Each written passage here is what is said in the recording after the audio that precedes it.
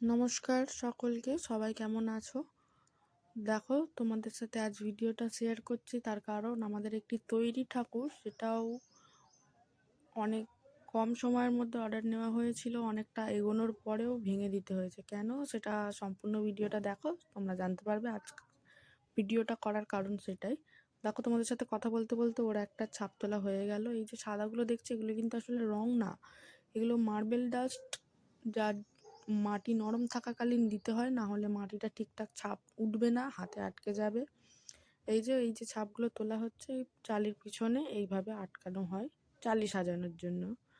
আর এই হাঁসটা দেখো, আমার পার্সোনালি এটা, এই যে ঠাকুরটা দেখতে পাচ্ছ, এই ঠাকুরটারই কথা বলছিলাম, যে এটা আমাদের ভেঙে দিতে হয়েছিল।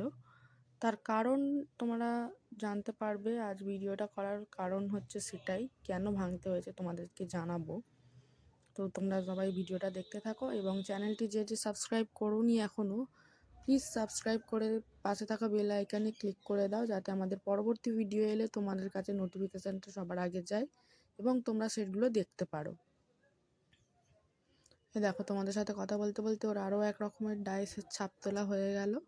এই ডাইসগুলো আসলে ও নিজে বাড়িতেই তৈরি করে, কিন্তু যখন বেশি ডাইস তৈরি করার হয় তখন ও বাইরে থেকে অর্ডার দিয়েই করিয়ে নিয়ে আসে, তখন আর বাড়িতে করে না।